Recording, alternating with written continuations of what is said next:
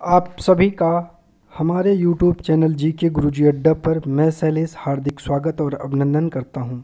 आइए हम लोग अपने सीटेट की तैयारी को बहुत ही मजबूत रूप से आगे लेकर के चलते हैं और दिसंबर सीटेट को ध्यान में रखते हुए आज हम पर्यावरण की पहली क्लास आपके सम्मुख लेकर हाजिर हैं। आइए हम अपनी क्लास को कंटिन्यू करते हैं। सबसे पहला टॉपिक आता है पर्यावरण का अर्थ एवं परिभाषा।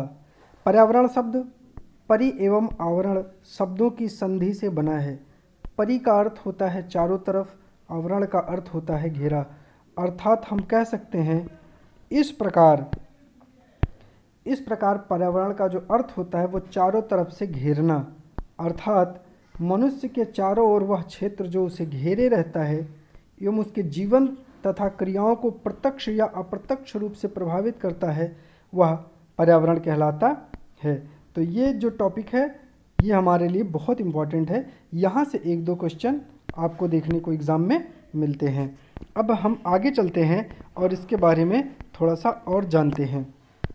जब आगे हम लोग इस पर डिस्कशन करते हैं, पर्यावरण अंग्रेजी के एक शब्द है इन्वायरमेंट।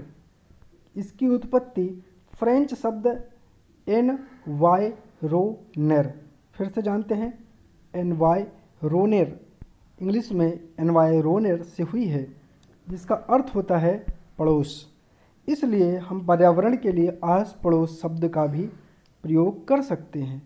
दूसरे शब्दों में हम कह सकते हैं हमारे आस पड़ोस में पाए जाने वाले लोग, स्थान, वस्तुएं, ये जो आपकी चीज़ें हैं जैसे लोग हो गए, स्थान हो गए, वस्तुएं हैं, प्राकृतिक पर्यावरण कहलाते हैं। जो प्रकृति है ये सब हम क्या कहते हैं, इन सब को हम पर्यावरण में रखते हैं। आगे चलते हैं। जब इसमें आगे और हम लोग थोड़ा सा जानकारी रखते हैं, पर्यावरण के घटक पे आते हैं कि पर्यावरण के घटक कौन कौन से हैं। पर्यावरण के घटक की बात की जाए, पर्यावरण के दो मुख्य घटक हैं, एक प्राकृतिक, एक मानव निर्मित। अब ये आपको दिखाया गया है, ये प्राकृतिक है और ये मानव निर्मित है। अब इसको दो भागों में बांटा गया है। आइए इसको थोड़ा अच्छे से हम लोग पढ़ते हैं। जो आपका प्राकृतिक घटक है ये दो भागों में बटा है, जिसको हम लोग जीवी या जैविक घटक भी कहते हैं और दूसरे को हम लोग अजीवी या अजैविक घटक भी कहते हैं। भौतिक भी इसे कहा जाता है कि जो भौतिक निर्जीव पदार्थों का संसार है, जैसे स्थल, जल, वायु, प्रकाश, मृदा ताप। जीवी या जैविक इसे सजीव प्राणियों का संसार कहते हैं। इसमें जंतु आते हैं और इसमें पादप आते हैं। मानव निर्मित में अगर हम देखें तो इमारतें, उद्योग, सड़क, पुल, पार्क, ठीक है ना, और ये जो आपकी संस्कृतियां हैं ये सभी मानव निर्मित के अंतर्गत आती हैं। अब हम लोग थोड़ा सा पर्यावरण क्षेत्र के बारे में जानते हैं। पर्यावरण के कौन कौन से क्षेत्र हैं। अगर मैं आपको बताऊं तो पर्यावरण के मुख्य रूप से 4 क्षेत्र हैं।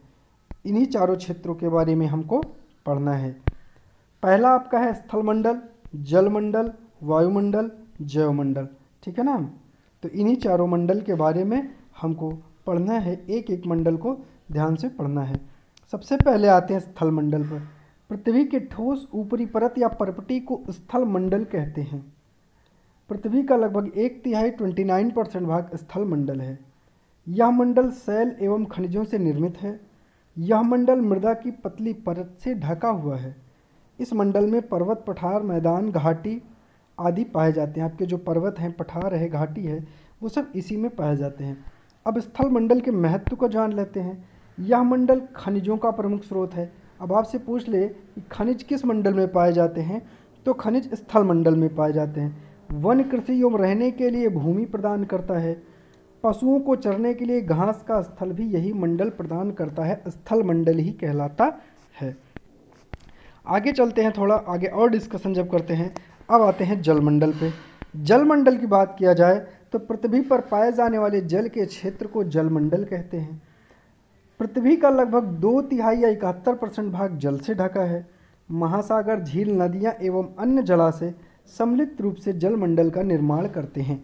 अब यहाँ से क्वेश्चन पूछ सकता है कि जलमंडल का निर्माण कौन कौन करता है, तो आपका पता होना चाहिए महासागर है, झील है, नदियाँ हैं, अन्य जलाशय हैं, ठीक है। जल विभिन्न दशाओं में है, जैसे बर्फ में है, वाष्प में है, भूमिगत जल के रूप में भी पाया जाता है। यहाँ भी आपका जल इन रूपों में पाया जाता है। जलमंडल के महत्व को देख लेते हैं तो सभी जीवों के लिए ये आवश्यक है।